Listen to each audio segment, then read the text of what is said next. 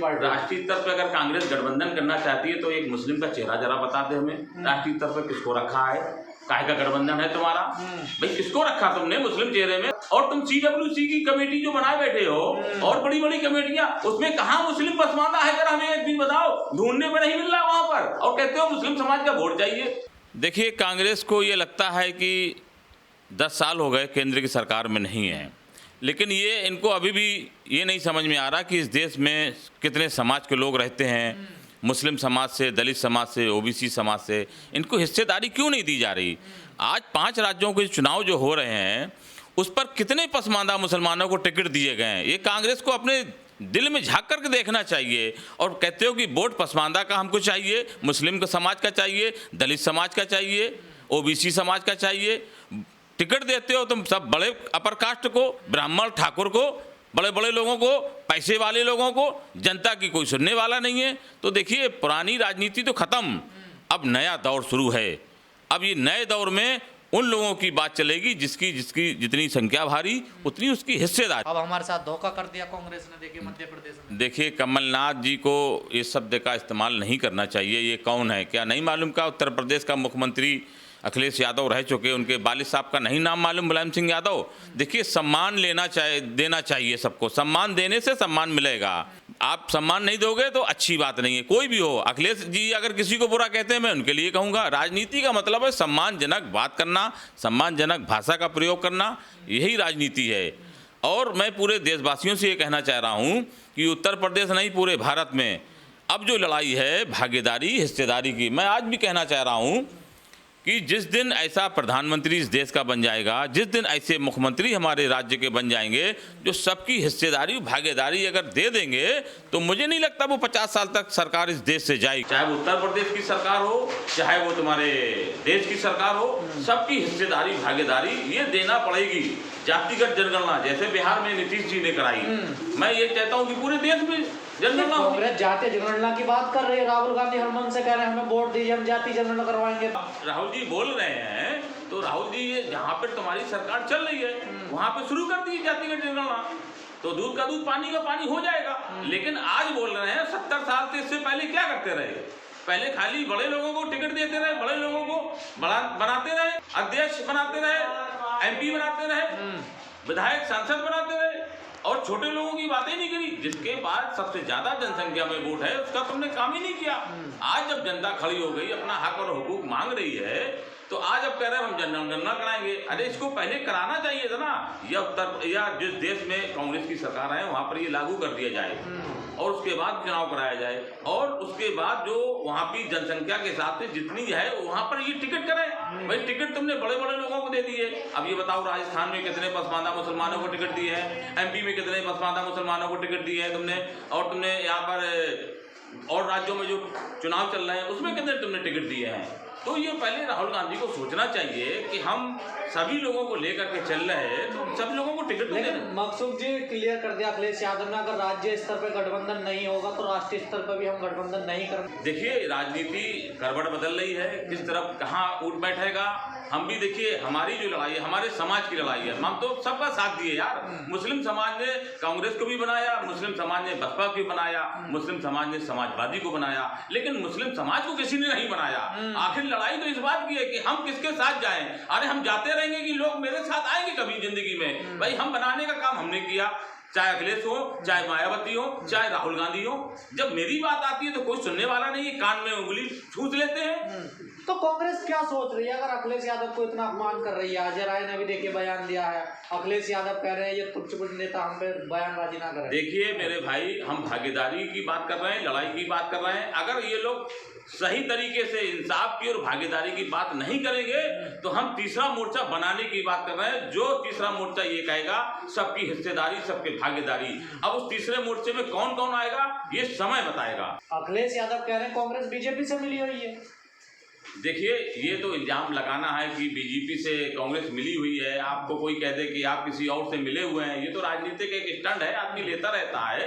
लेकिन जो राजनीतिक जो गतिविधियां जो चल रही हैं, देखिए वो एक एनडीए और इंडिया, एनडीए बना हुआ है, देश में सरकार चल रही है, उत्तर प्रदेश में सरकार चल रही है। अगर आज भी एनडीए वालों से मैं कहना चाहता हूँ, आज भी अगर वो भागीदारी पे बात करें, हिस्सेदारी पे बात कराएं। माननीय प्रधानमंत्री मोदी जी ने जैसे कहा कि मैं पसमानदा समाज को हिस्सेदारी देना चाहता हूँ, उनको मुख्य धारा में जोड़ना चाहता हूँ। मेरी कोई दुश्मनी नहीं है, आप मुख्य धारा में मुझे जोड़ें, भागीदारी मुझे दें, हमारी जो नौकरियाँ हमको हमारे लोगों को दिए जाए, हमें सम्मान दिया जाए, हम आपके साथ करोगे। अगर अखिलेश इंडिया गठबंधन से टूट जाते तो कितना असर पड़ेगा इस पर? देखिए, अखिलेश अगर इससे टूटते हैं तो असर थोड़ा बहुत तो आएगा, लेकिन जनता ये तय करेगी, अखिलेश नहीं तय करेंगे। जनता तय करती है इस देश में किसको हम प्रधानमंत्री बनाएं और किसको हम मुख्यमंत्री बनाएं। ये जनता के हाथ में पावर है, अखिलेश के हाथ में पावर नहीं है, राहुल गांधी के हाथ में पावर नहीं है, ना मोदी जी के हाथ में पावर है। ये जनता के हाथ में पावर होता है कि किसको इस देश का मुख्यमंत्री बनाया जाए, किसको इस देश का प्रधानमंत्री बनाया जाए। लेकिन अगर अलग लड़ते हैं तो नुकसान तो होगा ना सर? देखिए भाई, अलग तो ऐसे बहुत सी पार्टियां लड़ती हैं यार, छोटी छोटी बहुत पार्टियां, MIM वाले भी लड़ते हैं और भी पार्टियां लड़ती हैं, छोटी छोटी लड़ती हैं, अखिलेश भी लड़ेंगे। लेकिन गठबंधन बनाने का मामला था कि जो हिस्सेदारी, अगर ईमानदारी अगर आपके दिल में होगी तो गठबंधन चलेगा। नहीं, कांग्रेस राष्ट्रीय स्तर पे तो गठबंधन करना चाहती है सब पार्टियों से, लेकिन राज्यों में क्यों नहीं हिस्सेदारी देना चाहती छोटी छोटी पार्टी? राष्ट्रीय स्तर पे अगर कांग्रेस गठबंधन करना चाहती है तो एक मुस्लिम का चेहरा जरा बता दे हमें, राष्ट्रीय स्तर पे किसको रखा है, काहे का गठबंधन है तुम्हारा? भाई, किसको रखा तुमने मुस्लिम चेहरे में? तुमने 25-30 गठबंधन के नाम गिनाए कि ये हमारे साथ कांग्रेस कह रही। और इस देश में 32 करोड़ मुसलमान इस देश भारत में रह रहा है और इस देश को आज़ाद कराने में सबसे बड़ी कुर्बानी मुस्लिम समाज ने दी। वो एक चेहरा नहीं तुम्हारे पास, और तुम CWC की कमेटी जो बनाए बैठे हो और बड़ी बड़ी कमेटियां, उसमें कहाँ मुस्लिम पसमानदा है? जरा हमें एक दिन बताओ, ढूंढने में नहीं मिल रहा वहां पर, और कहते हो मुस्लिम समाज का वोट चाहिए, कहाँ से तुमको मिल जाएगा? वही रवैया कांग्रेस का भी जो बीजेपी का, बस वही है यार। भाई, ये ढोल बोल के सब एक जैसे हैं। देखिए, जो ईमानदारी के साथ आएगा मैदान में, हम उसी के साथ में जाएंगे, इसलिए कि अभी वक्त है, बात चल रही है, हम लोग सभी लोगों से बात। आप यूपी से आते हैं, यूपी में कांग्रेस ने जो अध्यक्ष बनाए, प्रदेश अध्यक्ष। भाई, मैं अजय राय जी से मैं मिला था जाकर के, मेरे साथ डॉक्टर अनीस अंसारी पूर्व IAS थे, मेरे साथ डॉक्टर शकील साहब से मैं गया, अपनी बात की जाकर के अजय राय जी से। मैंने 20 सीटों के लिए उत्तर प्रदेश में एक मेमोरेंडम दिया, जहाँ पे उत्तर प्रदेश में 40%, 42, 44, 45, 46% वोट जहाँ पे मुस्लिम का है, मैंने वो सीटें उनसे मांगी कि मुझे गठबंधन की ये सीटें मुझे दी जाएं। तो उन्होंने कहा कि अभी गठबंधन देखिए किसके साथ किसका रहता है, कौन रहता है, नहीं रहता है। हमने कहा वो रहे ना रहे, हम जो हमारी 25% की भागीदारी हम जो मांग रहे हैं, उसमें मेरी उत्तर प्रदेश में 80 सीटों में मेरी 20 सीटें बनती हैं। जो मुझे 20 सीटें देगा, हमारा समाज उसी के साथ जाएगा। गुलामी करने के लिए अब ये काम नहीं करेगा, ना किसी को हराएगा ना किसी को जिताएगा। मुझे जो देगा मैं उसी के साथ में जाऊंगा। अखिलेश जी मुझे देंगे, मुझे बुलाएंगे कि मकसूद भाई आइए, मैं आपको 20 सीटें देता हूँ उत्तर प्रदेश में, तो पूरा समाज अखिलेश जी के साथ चला जाएगा। भाई, हमें कोई लड़ाई नहीं, मुझे दोगे नहीं, वो कह रहे मुसलमान हमको वोट दे जाए, कांग्रेस मुझको दे नहीं, वो कहे मुसलमान हमको वोट दे जाए, बसपा मुझे दे नहीं, कहेगा हमें बसपा मुस्लिम हमें वोट दे जाए। जो देगा उसी के साथ में है।